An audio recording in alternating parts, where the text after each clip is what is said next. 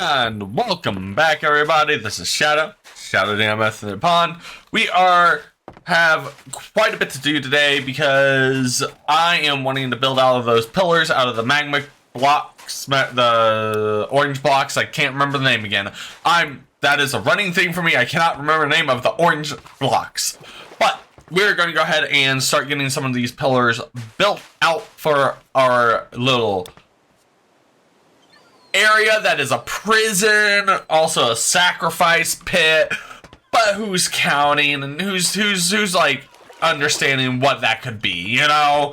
And then also we have the Helldivers ship over there, which for some reason keeps glitching, showing that it's like oh, that's the water path. Oops, never mind, that's not glitching anything. But yeah, so we're gonna go ahead and start getting built out some of the pillars and getting all of that set up for some of the great decorations. These are villagers that I've already used. That was very thankful of the person who got me those. But, so yeah, we're going to go ahead and jump on into this and get those pillars built because there is a lot of things to do for decoration and possibly some other things we'll be messing around with as well to make some of the future things in this a little bit easier for me. But we'll see if that's actually necessary or not. So let's go ahead and hop on into this and get started with the build. Okay, so we are actually back a little bit sooner than what I initially planned on because, and I'm talking way too fast and in gibberish mode right now, but we're actually back as I've been playing around with some of the block palettes and seeing what I would like for the designs. I initially actually had a full pillar of the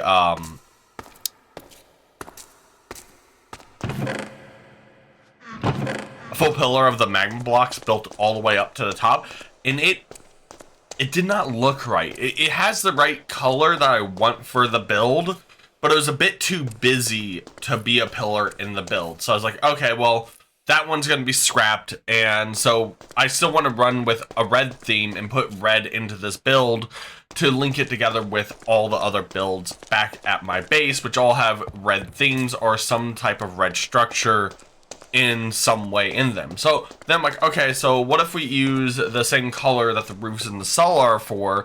And so that's the simple nether brick pillar. And I was like, that I think that's gonna look really good because it's still dark, but it adds something to the build. It adds a little bit extra. And then also I'll probably go in and add in some like actual like red that comes up from their cells up like 1 or 2, and that will be the break in the line in between the it'll break up the mixture right there. So instead of me dropping them into each other, which wouldn't feel like it would fit, it'll actually give us a solid break on where those bricks are at to give so you're not like, oh hey, well that's clearly not blended together very well. So I'm gonna put a line right there to help break apart that blending so that it's still a transition, but it's not. You're transitioning multiple colors instead of a solid blended transition. But that did come up with a slight, and I mean just a little bit of a slight issue, and that is the fact that the nether brick pillars require me to smelt the netherite, which I was doing it using the previous super smelter, but it was not nearly fast enough if I want to start using that block a lot more in my builds. Okay, so what we are going to go ahead and do is, first off, I needed to reorganize my entire bamboo farm and everything along with it. So I have come in here and I've started deconstructing all of the bamboo structures and all the redstone I had set up, and I'm actually going to reorganize that to send it up through a dropper through this bubble elevator, and I'm gonna send it all the way back down here to where I'll make up a item sorter slash item like saver, I guess. Basically what I'm gonna be doing is I'm gonna be taking the bamboo and putting the bamboo in its own like an actual like double chest full of just regular bamboo in one section. Then I'll do the bamboo logs as a double chest in another, and then we'll do all the bamboo planks, and that'll be in its own separate I'm thinking 3 chests of bamboo planks, and then it'll be funneled into the furnaces. And so I was like, okay, well, I'm gonna need if I'm going to be doing that, I don't need a bigger bamboo farm. This stuff fills up so fast, and I have so much bamboo left over. So I was like, okay, well, I want this to be automatically running through an actual super furnace. So I'm going to go ahead and connect that up here, and it's going to come down here. And now we have a full 64 area of furnaces where I will make a unloading point here, and probably one here for each side. And so you can load them up, and then they just immediately will start putting the stuff in there. And then we will have this very nice super furnace that will be funneling us a lot of supplies very quickly. And so you might be thinking like, well, didn't you do all the bamboo and everything to make a farm for the kelp and everything? And you are 100% correct. We have disassembled that entire setup, because what I'm actually going to be doing is I am going to be using, and I'm going to try to see if I can get this to work, the auto level farm from Tango. So I'm going to try to make a self-sufficient smelting farm where that will always just be smelting away, and when it has a nearly full box, you can go and step on it and it'll release all the levels for you to repair your items or to do anything else that you would need from it. And that way that will actually be moved up from here, and it'll be sent up. Where is this on the surface? Okay, so I can make like a little leveling area right here for myself, because I don't want to be in the cave system down here. This will just be a blocked, almost like a blocked off area. Just some ugly redstone. Maybe I'll turn it into a leveling area, like just have it just only go into like right here. And maybe in the future I could make multiple leveling slots, so I could just come down, bam, bam, bam, fix my stuff. That sounds like a good idea. But also, apparently there are farmers and stuff that buy kelp. So I'm gonna see if for the villager farm that I'm building right now, if I can't get a couple of quite a few of those in there, and have a separate kelp storage system that I can just go and grab it and go sell the kelp for that. So I had to catch you up on some of the stuff that has been going on recently in the background, and because I'm like, oh crap, I need to make this more functional and more partially aesthetically pleasing for myself, because I'm down here so much. I'm really tired of it being this gray. But I also need to set this up for this build and also for future builds, so I can spend less time waiting around. Those are kind of some of the bigger things I'm working on to be able to get those pillars and the rest of this section of the build I'm working on finished. So yeah, I'm gonna go ahead and get this stuff knocked out, and we'll see what it looks like here in just a moment. But yeah, so that's I had to take a slight sidetrack from what we were doing to this. So you know how it goes. Alright, so I'll see everybody when this is done. I'm sure there's going to be 101 problems I'm going to have to fix as I go. So let's go and hop on into this, and let's get these farms set up for me to be able to do more builds. Can I hide? I'm gonna hide in here because I'm scared. It's redstone. I'm good. I'm staying right here. Okay, and we are back. Oh my god. I hate redstone. I love redstone. It's so useful, but I hate redstone so much because everything I did seemed to break things worse because I would put something in one block wrong location. I am so happy I'm done with the redstone for this episode. There's still more redstone I need to do. I need to set up the villager farmer on a redstone thing. So, well, not redstone, but like I need to set up so I can like change out their jobs and stuff quickly and efficiently. And then also, I'm gonna walk everyone through what I've done so far, because it was just kind of moving stuff around, but it took forever.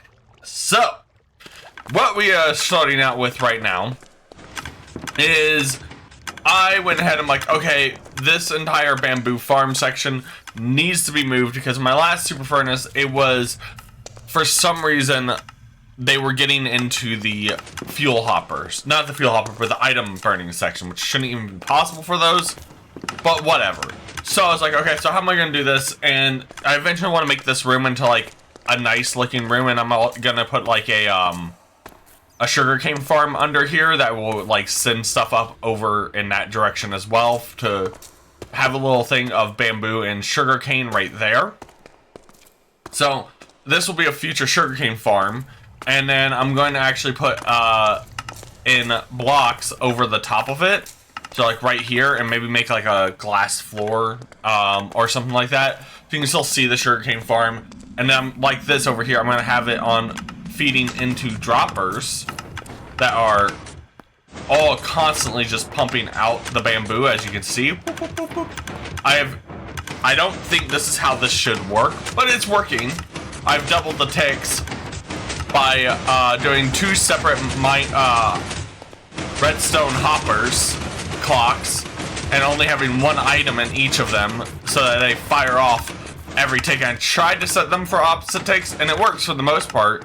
So these are shooting 3 of them in a row, all the way to carry it, all the way over here. I had to find ice to make this work. And then this leads them all the way up over here to where, because I kept needing bamboo for stuff, I was like, okay, I'm gonna make myself a bamboo section. Cool. And then now I have another hopper clock over here, a piston clock. And that is then funneling. Oh, I can actually lower that. Oh, wow, yeah, no, I can lower that by a bit.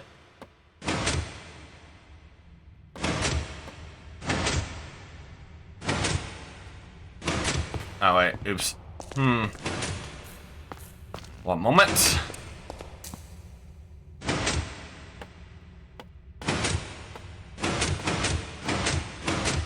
Let's do every 3.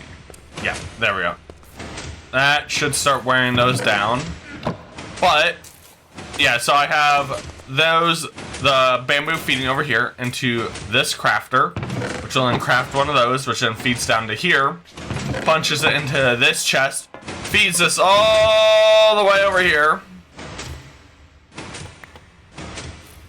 and that fills this section back up. By the way, that was almost full, and I've actually set almost all that up as fuel.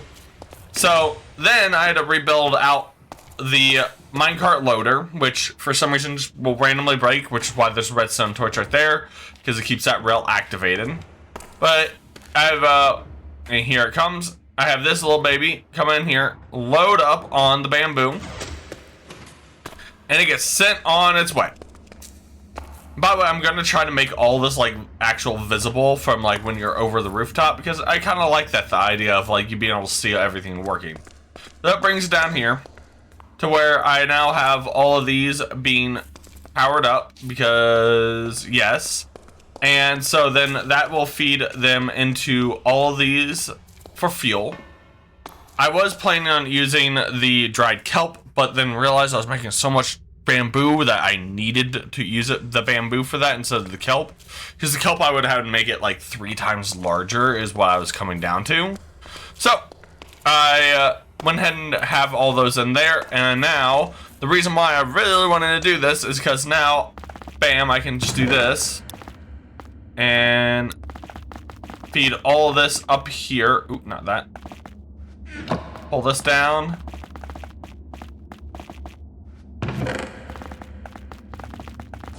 And I can feed this entire double chest full. And it will come up over underground and come back up over here to where we can see it light everything up. I love the look of this. That looks so cool. And it comes back there, refuels back up to send back out. And this gets a like 1 every second. As you can see, definitely not the most efficient one around. I definitely need to probably replace some of these with powered rails at the top to make it so the minecart moves a bit faster, so it doesn't get stuck anywhere. But I do love this look of it's like the minecart comes back through, lights everything back up. Everything starts going out. Minecart comes back through, lights everything back up. It's a really cool looking super furnace. Again, not the most efficient, but it is very efficient at the same time, because each time those lights go out, that's in half a stack. Half a stack done. And then it comes back out, and the lights back up. That's another half a stack done. It's a full stack. So it is working so very well. Again, I probably need to add in some more powered rails up here. Because if they're already powered from down here, you can add them in up here without any issue, is what I learned. And so I'm probably going to need to add in some powered rails to make that go a little bit faster. But, this is awesome. I can now decorate everything around this to hide all the redstone.